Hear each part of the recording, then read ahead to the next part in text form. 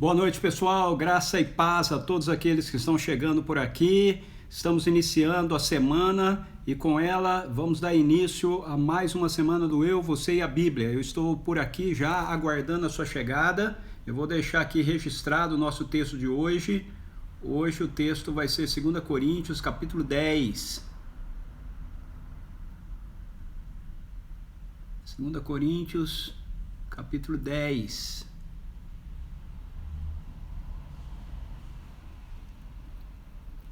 Vamos ver quem está chegando por aqui.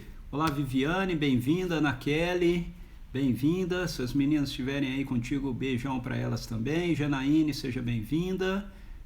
Pessoal da comunidade Betsaida, sejam bem-vindos.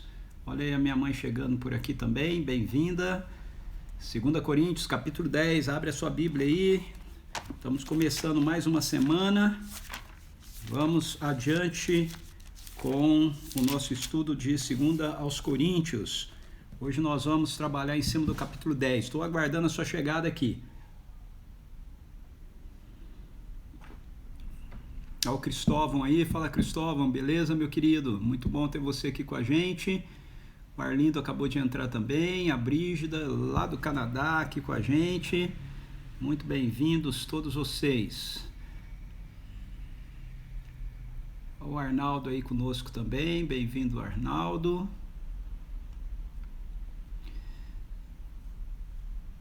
Peguem as suas Bíblias, material de anotação, vamos lá. 2 Coríntios, capítulo 10. Aproveita aí para usar o direct, mandando para algumas pessoas, convidando-os a estarem conosco. Fala. Amor, dia 20 eu tô no Guarujá. Tudo bem, vão recebê-los aqui. Estão chegando do...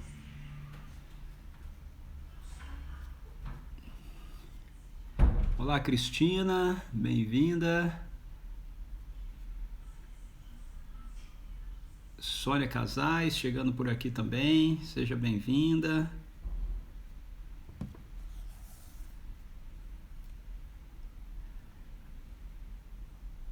Vamos lá, pessoal.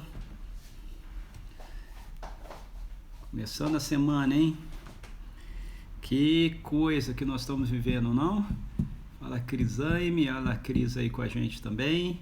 Ontem nós tivemos um encontro muito especial da nossa comunidade. Eu espero que você que está aqui conosco, que não é da nossa comunidade, de outras comunidades irmãs, tenha tido também um tempo muito especial na presença do Senhor. Olá, Maria Guzmão aqui com a gente, Oswaldo, Sônia Chiurco, sejam bem-vindos.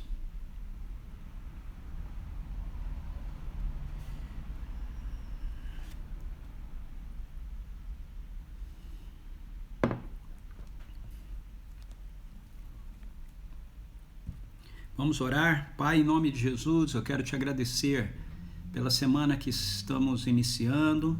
Muito obrigado por termos o privilégio e ainda a liberdade de podermos iniciar a semana reunidos como parte do seu povo. Ainda que em muitos lugares nós estejamos fazendo isso apenas com o recurso online, Senhor, ainda assim temos a liberdade de poder fazê-lo. E a gente te agradece por isso. Nós te agradecemos pela vida de cada pessoa que tem estado aqui conosco ao longo desses encontros do Eu, Você e a Bíblia. Nós te agradecemos pela tua palavra. Ela é revelação do teu coração para nós, revelação da vida do teu Filho para nós. E nós te pedimos, Santo Espírito de Deus, que ela sempre possa vencer as nossas objeções, os nossos achismos, as nossas observações, que nós possamos sempre nos rendermos à revelação que o Senhor traz a nós através da Tua Palavra. Eu te louvo por isso. Eu oro por esse momento tão difícil que a gente tem vivido no mundo todo, em muitas partes diferentes do mundo com relação a esse vírus, mas oro também hoje, em especial pela nossa nação, por aquilo que a gente tem lamentavelmente visto acontecer nesse país, através de homens que deveriam ser os mantenedores da lei, da justiça, mas que são juízes corruptos, que têm interesses escusos. Nós lamentamos, Senhor, nós pedimos em nome de Jesus que o Senhor tenha misericórdia dessa nação, que o Senhor nos livre do mal que tem sido carregado através desses homens que estão no poder, que estão no governo, que estão no Supremo Tribunal Federal, que estão na Câmara dos Deputados, que estão no Senado. Ó Deus, em nome de Jesus, hoje eu oro por isso especificamente, Senhor. Derruba os poderosos, derruba os arrogantes, derruba os soberbos, ó Deus, que não temem ao Senhor e que receberam da autoridade que vem de Ti, mas a usam de uma forma distorcida em prol de si mesmos, em prol dos seus próprios interesses, das suas próprias agendas políticas, agendas de poder, agendas de interesses, Deus. Em nome de Jesus, tem misericórdia da nossa nação, Senhor. Desperta Teu povo, quebra nosso coração, coloque-nos prostrados diante do Senhor. Ah, Deus, se o Senhor não fizer, se o Senhor não nos socorrer, para todos os lados que olhamos, vemos que não há nenhuma alternativa. Não queremos encontrar solução, não queremos encontrar salvação, não acreditamos que ela possa vir de qualquer forma através de alianças políticas, através de conchavos humanos.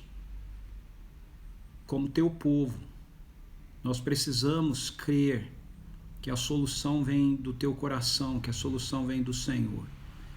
Eu peço, Deus, em nome de Jesus, que no meio de tudo isso que a gente está vivendo, o Teu Espírito avive em nosso coração e na nossa mente o compromisso para com a missão. Que o Senhor mantenha vivo a convicção de que o Senhor nos chamou para sermos o Teu povo em missão nesse mundo, levando cura, levando libertação, levando salvação. Senhor, tem misericórdia das nossas casas, tem misericórdia das nossas famílias. Deus, guarda nossos entes queridos, Senhor. Não deixe que eles adoeçam, Senhor. Não deixe que eles sejam alvos desses ataques massivos de enfermidades que têm vindo através desse vírus, bem como outros tipos que têm atingido a vida de tantas pessoas. Senhor, eu tenho a sensação de que no meio de tudo isso, Satanás realmente está muito perturbado, muito angustiado, muito assustado. Ele percebe que o tempo dele está se esgotando. E isso faz com que ele se torne mais agressivo. Deus, não deixe que o medo domine nossa vida, não deixe que o medo domine o nosso coração. Nos coloque nessa posição, nesse lugar de ousadia, de fé, de coragem, de submissão ao Teu Espírito e à Tua palavra, Senhor. Oh, ajuda-nos, Senhor. Em nome de Jesus. Amém. Ok, deixa eu ver quem mais está entrando por aqui. Enquanto eu estava orando, a Yoko chegou por aqui. Bem-vinda, Yoko. O Brunão, fala aí, Bruno.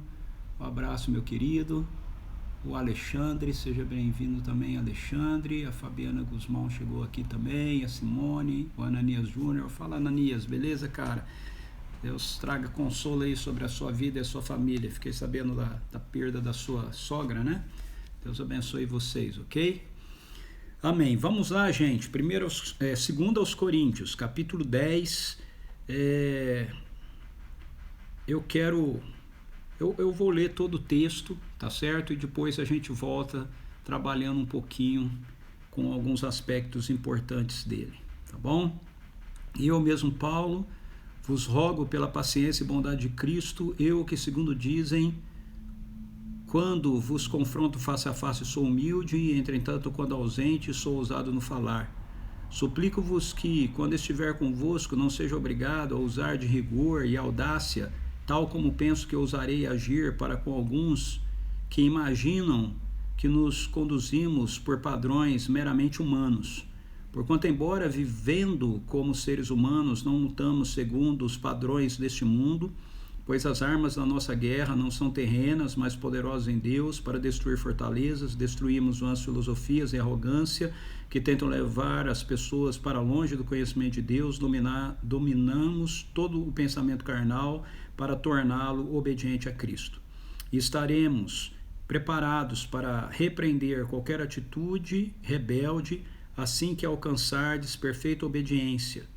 Por ora, observais tão somente a aparência externa dos eventos. Se alguém está convicto de que pertence a Cristo, deveria considerar este fato. Assim como essa pessoa, nós também somos propriedades de Cristo. Pois ainda que eu tenha me gloriado um pouco mais da autoridade que o Senhor nos outorgou, não me envergonho desse sentimento, pois essa autoridade é para edificá-los e não para destruí-los.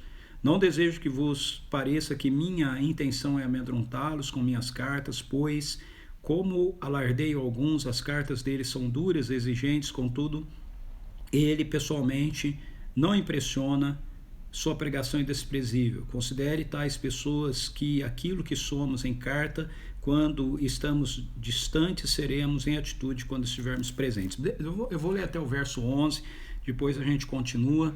Do verso 12 a 18, ok? Muito bem, o apóstolo Paulo, ele escreve essa carta aos Coríntios e ele vem, então, tratando com essa igreja que havia sido plantada por ele, a respeito do reconhecimento que eles deveriam ter a respeito do seu ministério, a respeito da sua autoridade e a respeito daquilo que de fato é o Evangelho. Ele vem fazendo isso porque uma das coisas que o apóstolo Paulo enfrenta nesse contexto da igreja aos Coríntios, a gente vê isso em 1 Coríntios, mas isso é mais forte ainda na segunda carta aos Coríntios, é a oposição que ele recebe de algumas pessoas que estão na igreja de Corinto e que querem ser reconhecidas como mestres, como apóstolos ali na igreja de Corinto. Eles querem ter essa honra dada a eles, porque eles têm um interesse, na verdade, de serem privilegiados por isso. E o apóstolo Paulo, ele é uma ameaça, ok, para essas pessoas. Então, assim como a gente vê muitas e muitas vezes acontecendo, né? Quando a pessoa ela não é competente o suficiente por ela mesma, ela precisa atacar e denegrir outras pessoas que possam fazer sombra para elas, né? Que elas sentem que fazem sombra para elas. Isso é lamentável, mas é uma realidade que não é nova. O apóstolo Paulo vinha enfrentando isso lá na igreja dos Coríntios. Então, até o capítulo 7 dessa segunda carta, o apóstolo Paulo ele vai lidar com alguns aspectos relacionados a uma tensão que ocorreu lá na igreja de Corinto quando ele esteve em algum momento com eles, que gerou uma atitude por parte da igreja de Corinto de disciplinar uma determinada pessoa, mas o apóstolo Paulo então libera, né, perdão para essa pessoa, e ele espera que as pessoas também perdoassem, né, essa pessoa, e aí ele começa a discorrer de forma mais específica a respeito do ministério que ele havia recebido e que ele, como servo de Deus, havia transferido para a igreja, sendo a igreja de Corinto uma dessas igrejas, que é o ministério da Nova Aliança. Quando a gente chega no capítulo 8 e 9, o apóstolo Paulo, então, ele faz como que uma interrupção, né, um hiato, um parêntese naquilo que ele vinha tratando com a igreja na sua carta, para falar especificamente a respeito de um projeto que eles haviam iniciado, né, um ano antes, de arrecadação de uma oferta especial para a igreja da Judéia por causa de uma grande crise que estava acontecendo lá. E agora no capítulo 10 ele meio que retoma aquilo que ele vinha trabalhando e aquilo que ele vinha falando anteriormente ao capítulo 8 e ao capítulo 9, que volta mais uma vez nessa questão dele confrontar, ok, a essas pessoas que estão inseridas dentro da igreja de Corinto e que são resistentes à autoridade, ao reconhecimento da autoridade e do ministério do apóstolo Paulo ali em Corinto. Nesse capítulo 10, então, o apóstolo Paulo ele vai apresentar para a gente novamente um pouco mais a respeito daquilo que ele está fazendo no exercício do seu chamado, no exercício do seu ministério. E aquilo que ele está fazendo é também aquilo que, na verdade, todos nós, como seguidores de Jesus, deveríamos estar fazendo. Mas eu quero começar discorrendo aqui a respeito do fundamento daquilo que Paulo faz. O fundamento da missão. Ele já falou a respeito disso, né? Ele vem falando, eu venho mostrando isso para vocês ao longo aqui dos capítulos, né? O apóstolo Paulo, ele sempre em tudo aquilo que ele ensina, em tudo aquilo que ele faz, ele tem como fundamento, ele tem como ponto central o evangelho. O evangelho tem a ver com uma pessoa, o evangelho é a respeito de Jesus Cristo. O evangelho tem a ver a respeito de um reino, que é o reino que é governado por Jesus Cristo. Por isso que ele é chamado pelo próprio de Jesus de evangelho do reino, né? Mas que nas cartas paulinas, muitas e muitas vezes, ele usa apenas a expressão evangelho, e essa expressão evangelho, ela começa a ficar atrelada, o evangelho do reino, ela vai ficando atrelada à pessoa de Jesus, porque Jesus é o rei desse reino.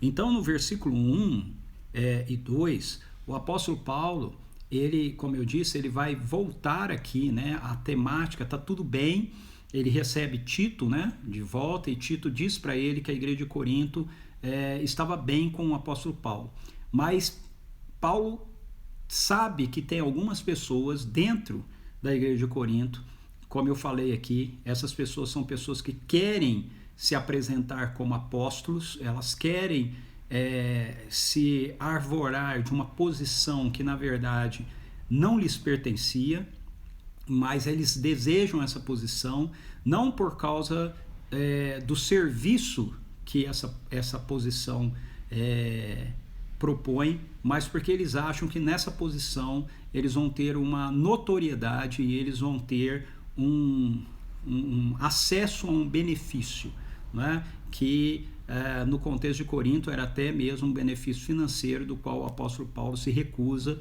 a ser alvo, justamente para não ser confundido com esse grupo que ele está combatendo. Então, quando ele começa o capítulo 10 aqui, ele começa mais uma vez fundamentando aquilo que ele vai falar e aquilo que ele vai fazer na pessoa de Jesus Cristo. Então, olha o verso 1. E eu mesmo, Paulo, vos rogo, pela paciência e bondade de Cristo. E aí ele fala a respeito daquilo que esses homens, que eram contrários a ele em Corinto, falam dele e que ele sabe que falam. Isso é muito interessante, né? Por sinal, falando aqui um pouquinho para aqueles que estão me ouvindo que são pastores, né? E para vocês que estão me ouvindo e que não são pastores, mas a verdade é que muitas vezes também em nossas igrejas, né? Há pessoas que falam de nós, né, como pastores, e às vezes elas acham que nós não sabemos que elas falam, né? Mas nós sabemos, ok? Aqui essa é a situação, né?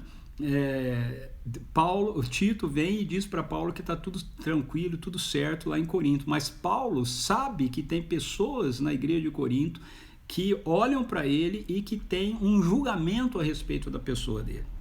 E aí ele diz qual é esse julgamento, né? Ele diz: eu que segundo dizem, quando vos confronto face a face, sou humilde.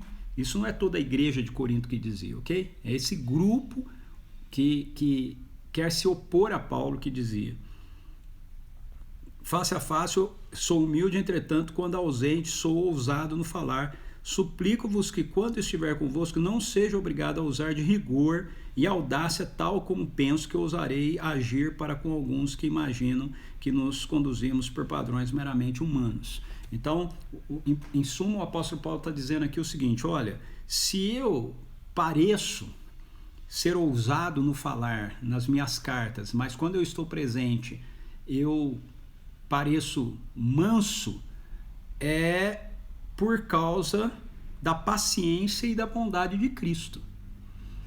Então o apóstolo Paulo aqui está dizendo, olha, se eu sou do jeito que eu sou por causa da paciência e da bondade de Cristo. É por causa de Jesus. Ajo da maneira que eu ajo, né? Que eu reflito aquilo que eu estou refletindo. Não é por mim mesmo. Quem me conhece aqui sabe, já me ouviu falando algumas vezes, né? Eu falo em tom de brincadeira algumas vezes, né? Que é uma brincadeira, mas é uma brincadeira que é real, ok? Não queira me conhecer fora de Jesus. Tá? O Ricardo fora de Jesus é horrível, ok? Eu sou do jeito que eu sou porque Jesus transformou a minha vida. E porque a vida de Jesus, a minha vida tem sido moldada no caráter da vida de Jesus. É isso que Paulo está dizendo aqui. Paulo está dizendo, olha, se eu sou nas cartas ousados para falar e aparentemente fraco quando eu estou com vocês, eu espero não ter que mostrar para vocês que eu sou forte de verdade também nas palavras quando eu estiver presente, mas se vocês me julgam assim, vocês precisam saber que isso é assim por causa da paciência e da bondade de Jesus. Então, o fundamento da nossa missão, o fundamento daquilo que a gente realiza, o fundamento daquilo que a gente faz, não meramente como pastores, ok? Eu não estou falando aqui como pastor, eu estou falando aqui como seguidor de Jesus, como discípulo, ok? Isso se aplica àqueles que estão me ouvindo aqui como pastores, a nós como pastores, mas aplica-se a todos nós como seguidores de Jesus. A nossa ação, as nossas atitudes, o nosso pensamento, o nosso comportamento, ele é fruto, ele tem como fundamento a vida do próprio Jesus que está vivendo em nós, aquilo que flui do próprio Jesus que vive em nós. Então, flui a sua paciência, flui a sua bondade. Jesus é extremamente paciente, né, com todos nós. Pense aí, né, como Jesus é paciente com você. Jesus é extremamente bondoso com toda a igreja, com todos nós. Pense aí como Jesus é bondoso com você. Veja, se Jesus tivesse que lidar com a gente com dureza, por causa das nossas atitudes, todas as vezes que a gente fale com ele e tudo mais, a gente já estaria destruído. Mas ele lida conosco com paciência, ele lida conosco com bondade, ele lida com as nossas falhas com paciência, ele lida com as nossas falhas com bondade, ele lida com os nossos pecados com paciência, ele lida com os nossos pecados com bondade, ele lida com a nossa insegurança com paciência, com bondade. E o que o apóstolo Paulo está dizendo é que a missão que ele exercia, ela tem esse fundamento que vem do caráter de Jesus que está nele. E semelhantemente, isso deve ser assim em mim e em você. Infelizmente, quando a gente olha hoje em dia, né, ao nosso redor, principalmente aí no universo da internet, né, parece que não é bem isso que a gente vê, né, em homens, em mulheres que se afirmam seguidores de Jesus, né? São pessoas extremamente agressivas naquilo que escrevem, pessoas sem paciência. Se você não está alinhado com aquilo que pensam, com aquilo que concordam, com a ideologia que defendem, ainda que se dizem cristãos, eles atacam. Não é? Isso não é fruto de um ministério, de uma vida que reflete a paciência e a bondade de Jesus. Mas isso também precisa ser aplicado a nós, a nossa vida cotidiana, ok? Então, a próxima vez, você que é papai e mamãe que está me ouvindo aqui, a próxima vez que você for, por causa de um erro do seu filho, você for perder a paciência com ele, lembre-se disso que Paulo está falando aqui, por causa da paciência e da bondade de Jesus. Nós temos que ser pacientes e bondosos uns para com os outros. Nós temos que ser pacientes e bondosos com os nossos filhos, nós temos que ser pacientes e bondosos com os nossos pais, nós temos que ser pacientes e bondosos com aqueles que se opõem a nós. Nós temos que ser pacientes e bondosos uns com os outros como irmãos em Cristo. Você precisa ser paciente e bondoso com a sua esposa. Você precisa ser paciente e bondosa com seu marido. O fruto, o alicerce, melhor dizendo, da nossa missão, da nossa vida em missão, é a vida de Jesus que está em nós, fluindo de nós. Aí, o apóstolo Paulo, deixa eu não ser paciente com uma formiga que está aqui me amolando. Aí o apóstolo Paulo, ele diz em seguida algo muito interessante. Ele vai entrar aqui, logo nos próximos versículos, na perspectiva de que ele compreende que o ministério da gente, ele está envolto na realidade de uma batalha espiritual. Então, aqui ele está mostrando que ele não vê essa resistência por parte de pessoas da igreja de Corinto à pessoa dele, ao ensino dele, meramente como vindo de pessoa, da própria pessoa, ok? Mas ele vê isso como, na verdade, uma influência maligna que está por detrás, dominando por detrás dessas pessoas, dominando o pensamento dessas pessoas por detrás. Então ele diz assim: porquanto, embora vivendo como seres humanos, não lutamos segundo os padrões deste mundo, pois as armas da nossa guerra não são terrenas, mas poderosas em Deus para destruir fortalezas. Destruímos vãs filosofias e arrogância que tenta levar as pessoas para longe do conhecimento de Deus, dominando todo o pensamento carnal para torná-lo obediente a Cristo. Esse é um texto muito interessante. Esse texto é um texto sobre batalha espiritual. Veja, enquanto o apóstolo Paulo, em alguns outros textos que ele escreve, ele fala a respeito das armas que nós temos para travar uma batalha espiritual, nesse texto ele fala qual é a batalha espiritual que nós estamos travando. Por exemplo, em Efésios capítulo 6, ele diz, a partir do verso 10, que a nossa luta não é contra carne e sangue, mas a nossa luta é contra principados e potestades nas regiões celestiais, que a gente deve se revestir toda a armadura de Deus, ficarmos firmes contra toda a cilada do diabo. Mas ele não fala qual é a cilada. Mas aqui ele fala qual é a cilada. Aqui ele está descrevendo qual é a batalha espiritual que acontece na vida das pessoas fora da igreja e na vida das pessoas também na igreja. Okay? Quando a gente fala de batalha espiritual, na maioria das vezes a gente pensa talvez em possessão demoníaca, né? E essas coisas assim, que também faz parte da batalha, mas esse é um nível de batalha menos sutil, é mais explícito, ok?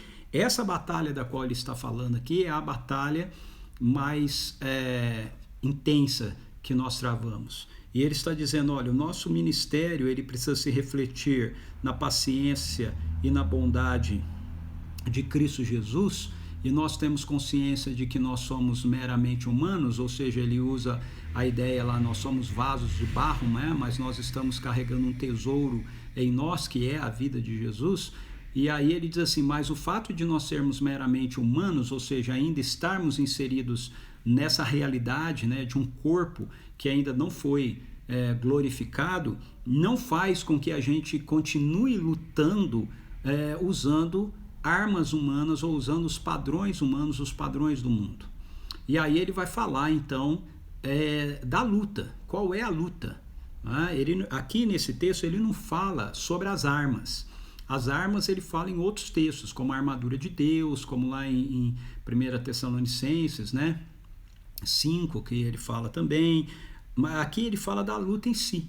Qual é a luta que nós travamos? A luta é pela transformação da mente das pessoas. A transformação da maneira das pessoas pensarem.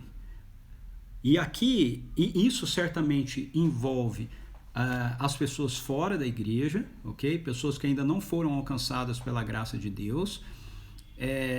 E nesse caso, Paulo coloca em 2 Coríntios 4,4 que o Deus desse século cegou o entendimento dos incrédulos para que eles não creiam, ou seja, é através do Evangelho, é através da proclamação do Evangelho que essa batalha espiritual em relação ao que envolve os descrentes é vencida. Somente através da pregação do Evangelho, da revelação feita pelo Espírito Santo da glória de Deus na face de Cristo, da compreensão que as pessoas chegam a respeito de quem Jesus é, por causa da revelação que vem a elas mediante a proclamação do Evangelho e a manifestação do poder do Evangelho, é que o véu pode ser retirado. Mas aqui ele está tratando dessa realidade, dessa batalha, dentro do contexto da igreja. Ou seja, uma vez que o véu foi retirado, a batalha não terminou. A batalha continua acontecendo porque agora ela tem a ver com você mudar a mentalidade, mudar a maneira que nós fomos ensinados a pensar. Então ele diz, e as armas que ele fala aqui são as mesmas armas usadas para a salvação de pessoas que ainda não se renderam ao Evangelho. Então ela tem a ver com a proclamação do Evangelho, com o ensino do Evangelho, com o ensino das realidades do Reino de Deus, porque uma vez que nós tivemos o véu retirado, agora nós precisamos ter a nossa mente transformada. A nossa mente precisa passar a funcionar com uma mentalidade sobrenatural, uma mentalidade do céu, uma mentalidade do reino. E para isso acontecer, as fortalezas que foram formadas na nossa mente, no nosso sistema de pensamento ao longo de tantos anos, pelos sofismas, pelas mentiras, né, que são acrescentadas à verdade e distorcendo então a verdade, precisam ser quebradas, precisam ser eliminadas.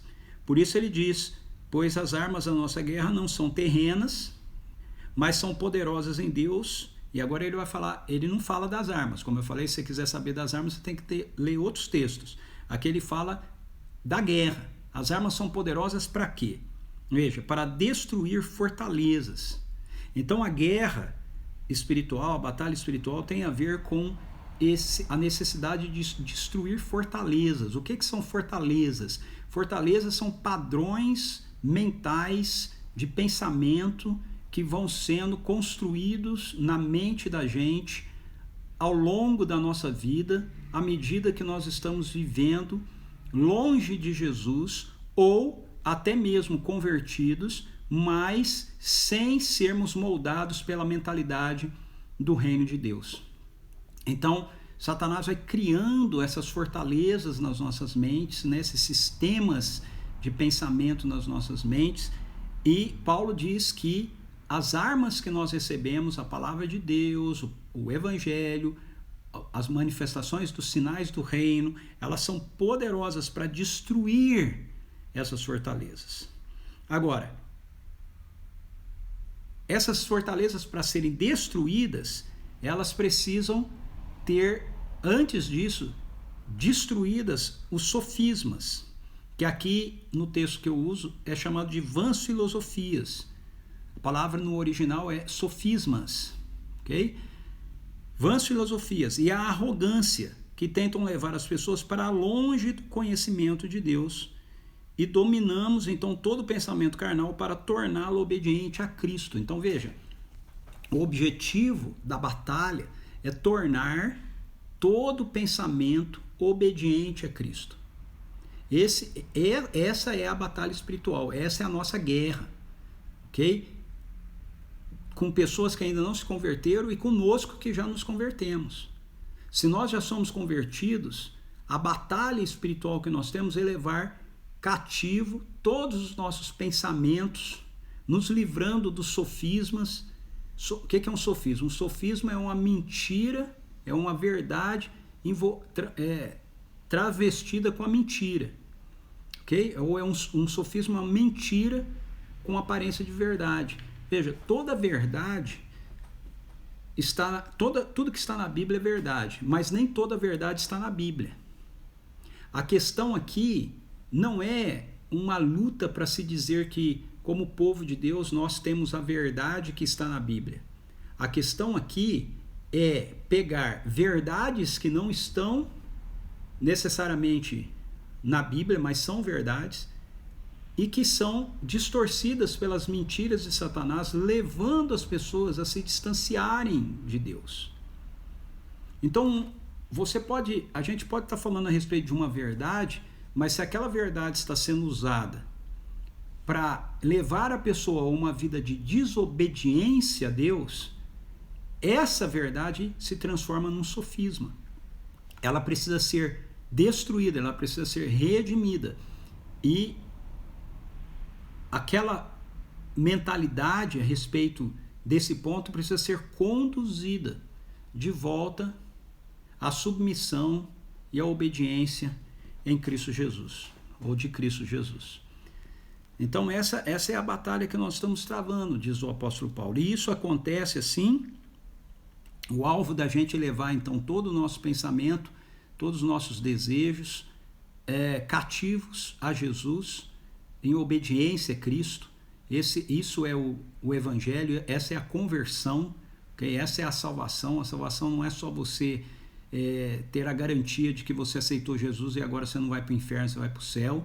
A salvação diz respeito a você ser liberto de uma vida de rebelião e agora você ter condição de se colocar em submissão e em obediência. Todos os seus pensamentos, toda a maneira que você entende e pensa a vida, em submissão e obediência ao governo de Jesus Cristo. E isso envolve coisas que estão reveladas nas Escrituras, mas isso envolve coisas também verdades também que estão além daquilo que está revelado nas Escrituras para a gente. E o apóstolo Paulo fala que isso é possível na igreja, acontecer na igreja, uma vez que haja por parte de nós a disposição de uma perfeita obediência. Ok? Então, de trás para frente, eu tomo a decisão de ser obediente à palavra de Deus, aquilo que ela me mostra, aquilo que ela me revela. Quando eu tomo essa decisão, então, os sofismas que têm dominado a minha mente, ou seja, aquilo que eu acho ser verdade, mas que não começa a ser desfeito. E quando isso começa a ser desfeito, então os padrões de fortaleza que dominam a minha maneira de pensar, eles começam a serem quebrados. E assim a minha vida é levada, os meus pensamentos, né? O pensamento é a maneira que eu vivo, não é só pensamentos, né? Mas o padrão da maneira que eu vivo é levado em obediência a Cristo Jesus. Ok? E aí, uma vez que o apóstolo Paulo apresenta isso, ele coloca agora para a gente uma situação referente a um exemplo, né? Uma situação referente a como essa obediência, né? Ela precisa ser executada ali em Corinto, não é? No caso aqui, ele vai falar sobre a questão da igreja de Corinto se posicionar, como a igreja de Corinto deveria se posicionar diante da autoridade que ele, como apóstolo, tinha junto àquela igreja. Não é?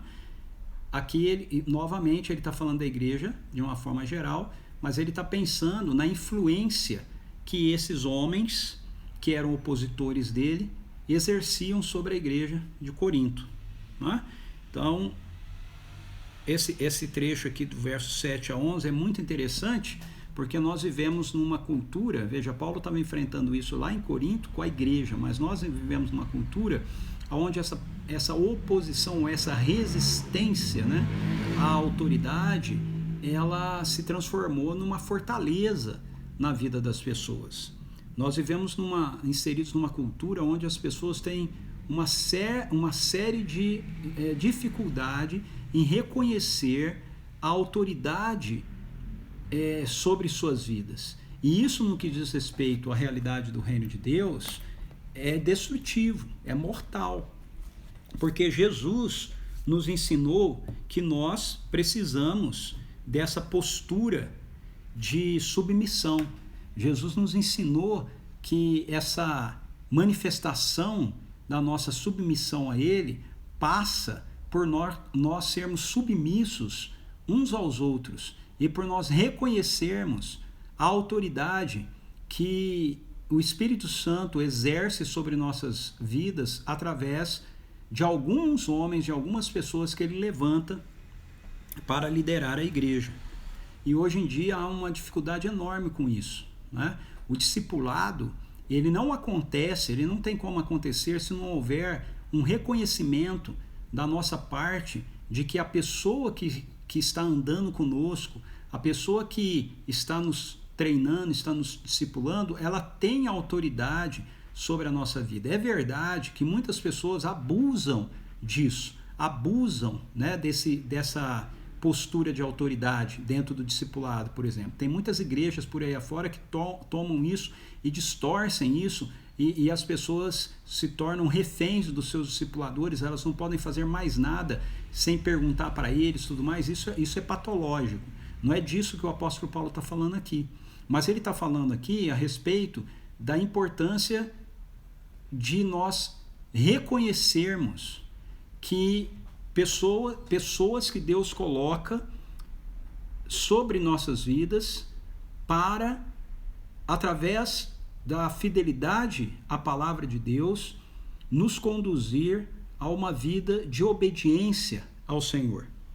Então, nos versículos 7 a 11, é disso que ele está falando. A igreja de Corinto, ela estava sendo influenciada por alguns homens que não queriam reconhecer a autoridade do apóstolo Paulo. Eles não queriam reconhecer a autoridade do apóstolo Paulo porque, na verdade, eles queriam terem autoridade junto à igreja no lugar do apóstolo Paulo. E eles estavam influenciando a igreja a descartarem o reconhecimento da autoridade que o apóstolo Paulo deveria ter e deveria exercer, então, sobre eles. E aí o apóstolo Paulo fala, portanto, que o argumento lá que aqueles homens usavam é que eles eram de Cristo, e o apóstolo Paulo diz, olha, vocês precisam reconhecer que se eles são de Cristo, se eles pertencem a Cristo, eu também pertenço a Cristo. Não é? De certa forma, ele está dizendo, olha, eu pertenço a Cristo antes deles, eu pertenço a Cristo antes de vocês, porque fui eu que levei Cristo a vocês, eu que levei o Evangelho até vocês. Então esse é um ponto referente a gente reconhecer, né, a importância da autoridade delegada por Deus a homens, a mulheres que ele coloca como líderes sobre a nossa vida, e a gente não ficar medindo essa autoridade por fatores meramente externos, né? Aqui no caso de Corinto eles mediam, aquele grupo que era opositor a Paulo, eles mediam dizendo que Paulo não era um bom pregador, mas a questão não é se Paulo é bom pregador ou não, se está dentro daquilo que eles gostam ou não, mas é a percepção de que a vida de Cristo está em Paulo, e porque a vida de Cristo está em Paulo, então ele exerce, a partir da vida de Cristo, uma autoridade espiritual que lhe fora dado sobre a igreja de Corinto. E aí, nos versículos 12 a 18, que eu vou ler agora, ele vai dar um exemplo para a gente de como essas armas que são poderosas, né, elas destroem sofismas, né? O sofisma com o qual ele vai lidar aqui, ele vai continuar lidando com isso no capítulo 11, mas ele vai introduzir isso aqui agora, é o sofisma do orgulho. Ok? Então vamos lá. Pois não ousamos igualar-nos ou compararmos-nos com alguns que se recomendam a si mesmos. Entretanto, esses medindo-se e comparando-se entre si, demonstram quão faltos de sabedoria são. Nós, porém, não nos orgulharemos além do limite adequado que limitaremos nosso gloriar, mas limitaremos nosso gloriar ao âmbito da ação que Deus mesmo nos confiou, o qual vos alcança, inclusive. Com certeza, não estamos indo longe demais em nosso orgulho, como seria se não tivéssemos chegado até vós, porquanto vos alcançamos com o Evangelho de Cristo. E da mesma forma, não caminharemos além de nossos limites, orgulhando-nos de trabalharmos, orgulhando-nos de trabalhos que outros realizaram. Pelo contrário, nossa esperança é que, à medida que for desenvolvendo a fé que habita em vós, semelhantemente o nosso ministério se estabeleça ainda em vosso meio, para que assim nos seja possível pregar o Evangelho nas regiões que estão além de vós, sem nos vangloriarmos em campo de atuação de outro. Apesar de tudo, quem se gloriar, glorie-se no Senhor, porquanto quem se vangloria não será aprovado, mas sim aquele a quem o Senhor recomenda. Então veja, o apóstolo Paulo acabou de falar, como nós mostramos aqui, a respeito das armas poderosas para entrarmos nessa batalha, que é a de destruirmos fortalezas, anulando sofismas. Sofismas são mentiras com aparência de verdade, levando cativo então todo pensamento e obediência a Cristo Jesus. Aí em seguida ele se coloca diante dos coríntios dizendo, para isso acontecer, eles precisavam se submeter em obediência completa a ele, não como a ele porque ele era o apóstolo Paulo, a pessoa de Paulo, mas a ele porque ele era aquele que estava trazendo a palavra de Jesus, a palavra do Senhor àquela igreja. Ele estabeleceu aquela igreja, né, e tudo mais. Então ele precisava que eles reconhecessem a sua autoridade. Como resultado disso, um argumento, né, que aqueles opositores de Paulo usavam muitas vezes contra Paulo, e isso também é muito interessante, eu vejo isso acontecendo hoje em dia demais também, era acusar Paulo de orgulhoso. Então olha só o jogo aqui, né? Como é que era, como é que acontecia. Por um lado, eles denegriam a autoridade que Paulo tinha, dizendo que ele era limitado, dizendo que ele era fraco, dizendo que a pregação dele não servia, que a pregação dele era ele era muito ruim pregador, aquele negócio todo. Por outro lado, quando o apóstolo Paulo se defendia, ou seja, quando ele apresentava os argumentos dele, mostrando a autoridade apostólica que ele tinha, mostrando a convicção que ele tinha do evangelho, aí ele era acusado de ser orgulhoso. Olha o sofisma. E isso acontece hoje em dia também. Isso acontece hoje em dia também. Talvez aconteça com você. Se você é um líder, se você é um pastor que está me ouvindo aqui, ou mesmo você que não é, às vezes você vai falar, por exemplo, com o seu marido, com a sua esposa, ou com algum parente seu a respeito do evangelho, tentando mostrar para a pessoa, né, que o evangelho, a importância dela se render a Jesus, aí você é acusado por essa pessoa de ser arrogante, de ser orgulhoso. Para nós que somos pastores, que ensinamos, que pregamos, às vezes nós ouvimos isso da igreja, né, ou de outras pessoas da igreja, né, dizendo que nós somos arrogantes ou somos soberbos, orgulhosos, né, por causa da insistência, da convicção dos nossos pontos de vista. Veja, o apóstolo Paulo não se deixa intimidar por isso. Né? Aqui ele destrói o sofisma do orgulho. Porque um sofisma do orgulho é apresentado assim: se nós temos convicção da verdade, e se nós apresentamos a verdade com ênfase, com convicção, com entusiasmo, as pessoas nos chamam de orgulhosos. E aí o sofisma é esse. Okay? Nós começamos a nos tornarmos pessoas tímidas, medrosas, comedidas na apresentação do evangelho, porque a gente fica com medo de sermos realmente orgulhosos, de sermos tidos por orgulhosos, mas não só sermos tidos por orgulhosos, mas nós realmente estarmos sendo orgulhosos. Mas Paulo desfaz esse sofisma aqui. Veja o texto que nós acabamos de ler, Paulo fala que ele se orgulha. Olha que interessante, verso 13 ele diz assim: não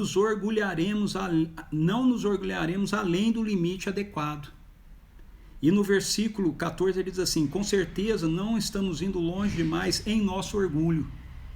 Então aqui o apóstolo Paulo, ele desfaz o sofisma do orgulho que estava sendo construído na igreja de Corinto contra a pessoa dele. Quando ele reagia aos ataques daqueles que estavam tentando minar a sua presença ali, a sua autoridade ali, ele era acusado de ser orgulhoso. E aí ele diz assim: não, eu não sou orgulhoso do jeito que eles estão falando, porque não tem problema nenhum você ser orgulhoso se o seu orgulho estiver colocado no lugar certo. É isso que ele está falando. Então ele diz que o orgulho dele não é um orgulho errado, porque o orgulho dele não é um orgulho que vem como fruto dele se medir com qualquer outro. Essa era a atitude daqueles homens que o estavam acusando e se opondo a ele. Veja o verso 12. Pois não ousamos igualarmos ou compararmos com alguns que se recomendam a si mesmos. Entretanto, esses, medindo-se e comparando-se entre si, demonstram quão faltos de sabedoria são. Então Paulo está dizendo, eu posso me orgulhar, mesmo que eles me chamem de orgulhoso, eu posso dizer sim, eu sou orgulhoso mesmo, porque o meu orgulho não é fruto de eu me medir com eles, e não é fruto de eu me medir com outro pregador ou com outro apóstolo. Se o nosso orgulho é resultado de nós estarmos nos medindo por outros ministérios e por outras pessoas, então isso está errado. Mas se o nosso orgulho ele é fruto do nosso ministério dado por Deus, se ele é fruto daquilo que Deus nos mandou realizar, daquilo que Deus nos mandou fazer, então ele não é um orgulho errado. E aí ele termina fazendo a citação lá de Jeremias 9:24, né? Ele diz assim: quem se gloriar, glorie-se no Senhor. Então veja, esse é um exemplo de como você destrói um sofisma, né? O orgulho em si, ele não é um problema. Ao contrário, a Bíblia diz que você deve se orgulhar no Senhor. Então, se o seu orgulho ele é fruto daquilo que você tem do Senhor, que você recebe do Senhor, da sua relação com o Senhor, da sua convicção, do chamado e do ministério que você tem a exercer e está exercendo no Senhor, mesmo que as pessoas te acusem de ser orgulhoso, você não deve se incomodar com isso. O apóstolo Paulo não se incomodava com isso. Então ele diz, o orgulho de vocês está errado porque vocês se medem uns com os outros. Eu não estou me medindo por vocês. Eu me orgulho em Cristo Jesus, eu me orgulho no Senhor, eu me orgulho naquilo que o Senhor me confiou, que o Senhor me deu para realizar, que, aí ele diz aqui no texto, que por sinal inclui a igreja de Corinto, porque foi ele quem mandou eu plantar essa igreja aí. Aí se você for para o livro de Atos, você vai entender por que ele está falando isso, porque lá em Atos, quando ele está em Corinto, ele pensa em ir embora, mas aí o Senhor diz para ele não ir, porque ele tem muito povo naquela cidade, e Paulo permanece ali e estabelece a igreja dos Coríntios. Ok? Então é isso aí, isso é o que a gente tinha para hoje. Amanhã a gente continua, ele vai dar uma aprofundada a mais nessa questão do orgulho, no capítulo 11, nós vamos ver isso. Deixa eu dar uma passadinha bem rapidinho aqui com o pessoal que entrou, depois que eu já estava falando, para eu dar um alô para eles. Fala aí, Lucas, tudo jóia com você? Fala, Gustavo, meu amigo aí, o Guga entrou por aqui, o Fábio também. Aí, ó, galera do Discípulos aí com a gente. A Farmácia Ferreira, olha aí, deve ser meu tio Olinto. Olá, tudo bom com você? Deus abençoe aí. A Norma também entrou aqui com a gente, Carmen Silvia, Ana Flávia. Que pena, Cristina, espero que tenha dado para você aproveitar um pouco. A Solange, o Dave, Pastor Fernando, a Antônia, pessoal do Desperta Débora do Rio de Janeiro, meu amor entrou por aqui também, o Fábio, depois a Isabela, o Eduardo, o Marco Aurélio, a Mel, Ritinha, o Railton, o Rodrigo, o Ayrton, a minha irmã Roberta, lá de Fortaleza, a Adri Salgado, o Gustavo aí comentando, só Deus na causa, se somos firmes, pancada, se agimos com exortação em amor, pancada também, vamos que vamos. É isso aí, cara, desiste não. Ana Kelly, verdade, temos receio de acharem que somos orgulhosos e com isso às vezes deixamos de testemunhar sobre Jesus. É verdade. A Aline entrando aqui também com a gente, obrigado Brígida, Weber, Emanuela, beleza.